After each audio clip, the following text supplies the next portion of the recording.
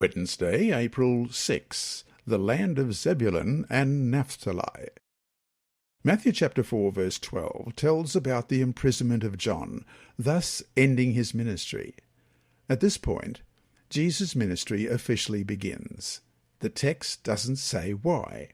When Jesus heard about John, he went to Galilee, only that he did. We can compare that with Mark chapter 1. Perhaps while John was still preaching, Jesus wanted to keep a lower profile, lest a rivalry arise. The Greek verb in Matthew chapter 4 verse 12, often translated departed, can give the idea of withdrawing, in the sense of avoiding danger. Thus, prudent as always, Jesus perhaps was seeking to avoid trouble. Question. Read Matthew chapter 4 verses 13 to 16 and Isaiah 9 verses 1 and 2 about Jesus settling in the area of Zebulun and Naphtali. What are these texts saying about the ministry of Jesus? Matthew chapter 4 and verse 13. Zebulun and Naphtali were two of Jacob's sons, and their descendants became two of the tribes that ultimately settled in the beautiful northern region of Canaan. Unfortunately, these two tribes were among the 10 tribes who gave up their faith in God and turned to the things of the world.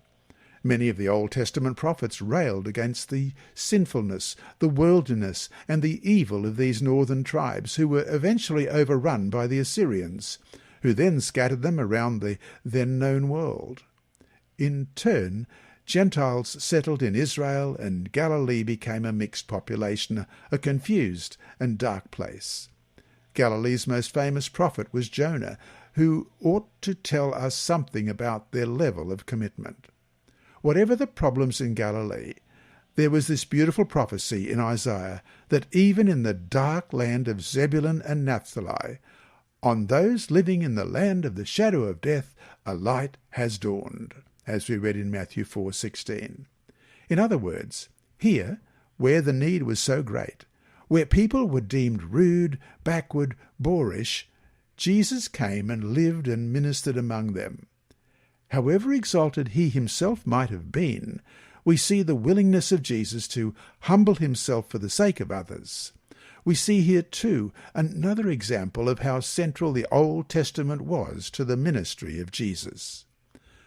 So to finish today, how can we avoid the temptation to deem people as unworthy of our efforts to minister and witness to them?